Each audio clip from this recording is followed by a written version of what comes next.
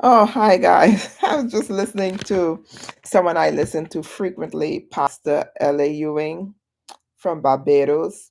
He really put me onto a lot of like really good games. So I'm really appreciative that God used him in that way.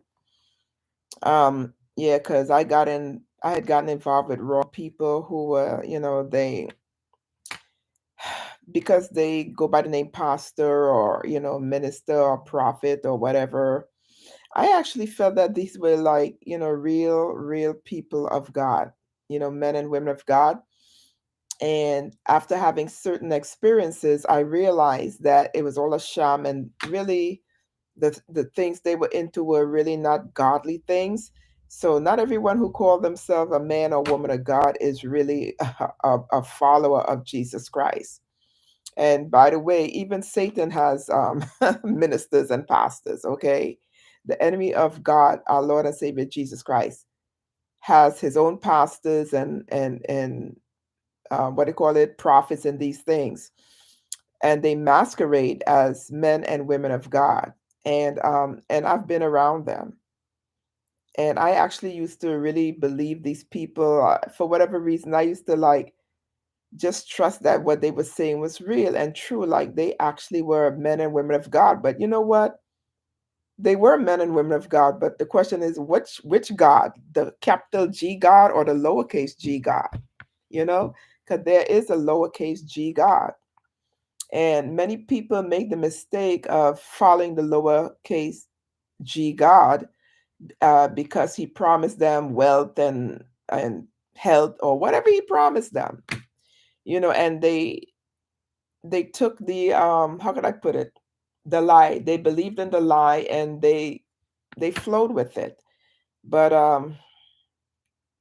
unfortunately, unless they turn their life over to the one true God, they at the end of their life it's like not heaven. Although again, I mentioned this before, there are people who believe that because God is a God of love, they can do whatever they want to do on earth, and they could kill people, steal from people, go about fornicating all over the place, having sex with multiple people and all these different things. And they think it's okay, but no, it's not okay because God created a rule book called the Bible. It's a rule book.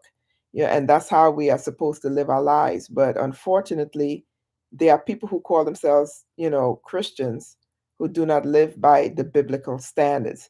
And one of the excuses they use is, well, the book was written by man. Yeah, so therefore, I guess what they're saying is because it's written by man, it's error. But then they turn around and they believe in other books that they have read, and they choose to believe these other people because these other people write things that they rather follow than follow the what they would consider the stringent, the rigid rules of God. They rather, compromise God's rules and do their own thing because they don't like how God want them to live. They want to live easy breezy and free. But unfortunately, it's not as simple as that because there's good and evil in this world. There's good and evil in this world. There's God, and then there's the devil, Satan, or Lucifer. You know, and of course, God, El Shaddai, uh, Jehovah Jireh, Jehovah Nisi, Rehoboth. God has various names, and He's also a God of vengeance. Yeah, He's a God of love, but He's a God of vengeance. He's a God of revenge. He's a God of war. So God has many attributes. But for whatever reason, people want to just focus on the fact that He's a God of love, which in their mind means that He'll excuse all the dastardly deeds that they have done here on this earth. So they look at that, but they ignore the other attributes that He has. And then when people hear, because in the Bible it talks about God being a jealous God, and they take it out of context. God is a jealous God because He doesn't want you worshiping another God, because there are other lowercase gods who put themselves in place of Him. So He wants your worship to go to Him, the capital G God. He's not jealous of you like jealous of you, like, but He knows what going on that other side, what it means to people. He knows that He created rules for a reason. not to prevent people from enjoying their lives, but because he knows how the enemy works. He knows how the devil, Satan, Lucifer, he knows how he works because he created Lucifer. Lucifer was a powerful angel in heaven. He was the musical, he was the music angel in heaven. He was the worship angel in heaven. All right. And he got kicked out because he felt like he wanted to rule, be God. He wanted to be capital G God, but and so he rebelled and he took some angels with him, and those angels that left with Satan, they're fallen angels, they're evil. Okay, guys. So what the enemy does is he tempts people with sex. That's why sex is used so much in the world, because he knows that's one way to trick people into falling into a life of sin. So he uses sex is a weapon. Even people who call themselves Christians, they dabble in sex. And that's a powerful tool that the enemy of God uses to pull people into his world, even though they call themselves Christians and they think they're actually living a righteous life, and they compromise and do sex without marriage and whatnot, not knowing that by doing that they have formed like broken, open doorways in their lives, which cause the enemy to really mess them up. Let me put it that way. There are a lot of like sins, there are a lot of sins, and all sin can lead us into hell at the end of our life on this earth. So you gotta choose today. You gotta choose who you wanna mess with. Do you wanna be with God or with Satan? So when you choose not to follow the regulations that God put in the Word in the Bible, it's there for your benefit, not to keep you from enjoying your life. That's not why it's there. It's not there to cramp your style and make you not have fun. You could still be a follower of Jesus Christ and enjoy life and have fun. You can have it all. All right. You can have a beautiful life, a wonderful life, and follow the regulations that God has in the Bible. And I just don't understand how people ignore the Bible and then they want to read other books by other people and believe the other books that other people wrote. And those people are men too. So aren't they also fallible? The people who wrote those other books. It's just a strange thing to me. But anyway, that's not why I'm here. Well, I just share. So yeah, that is why I'm here. Let me just put it that way. Yeah, I guess that's why I'm here. Yeah, that's part of who I am. That's part of my lifestyle. That's part of my nature. So today I'm going to talk to you about suspense. And suspense is I got so caught up in what I was saying to you. So suspense really and basically is a heightened sense of anxiety and and excitement and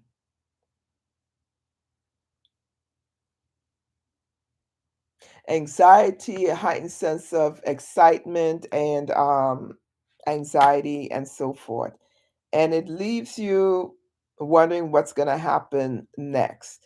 So you're feeling insecure, unsure of what's going to happen. That's what suspense is. Suspense, I know for me, it keeps me like gripping my seat mentally, then not physically gripping my seat, but mentally gripping my seat, because I want to like, oh my god, what's happening here? And I really, what I do is in those type of moments I try to figure out what's going to happen, and I'm usually 99.9% of the time correct, because as a writer myself I could kind of, I hate to use the word predict, but you get my point. I could kind of guess what's going to happen next in someone's, let's say they have like some movie or story or whatever. I can usually guess where it's headed that way. But sometimes the writers are they trick me and they make it the opposite of what I think would happen. But suspense is like a heightened sense of uncertainty and excitement about what is going to happen next. So when you're reading whatever it is, whatever novel, short story, or whatever, or looking at a movie or whatever, there are times when you're like, oh my gosh, is he really going to kill her? Is she really going to like marry this crazy guy?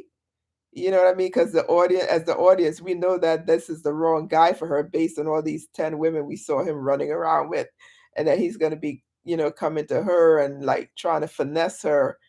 So you see, suspense is an important part, not just of like written material, not just a part of literature, but even in real life, we experience suspense, right? Because there's so much uncertainty about what's going to happen tomorrow in our lives, right, guys? Tomorrow, we don't know what's going to happen. So you could say that a lot of us live in a state of uncertainty, a state of suspense, because we're not sure what's going to happen tomorrow. Since tomorrow is not promised to us, and we make plans and all these different things, and then boom, something happens the following day that totally throws our plans. You know what I mean? Ah, so I guess technically you could say our lives, just being alive, is suspense.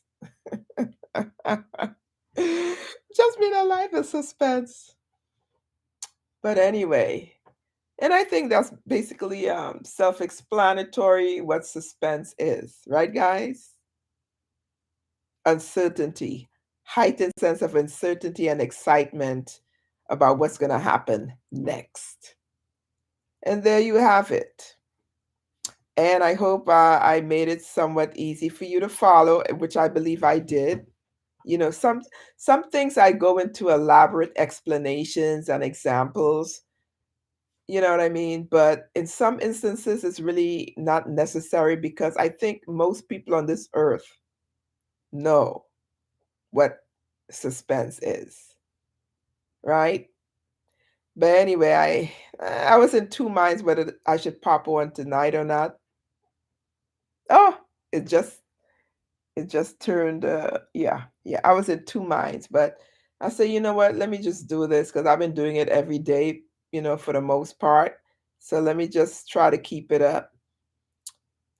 And the production is like exhausting because, I was at rehearsal, we had to set together and all these, I'm renting space from someone, and it's like, ugh,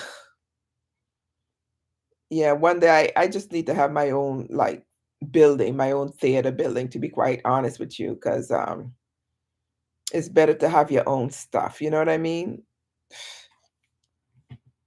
But anyway, that's immaterial.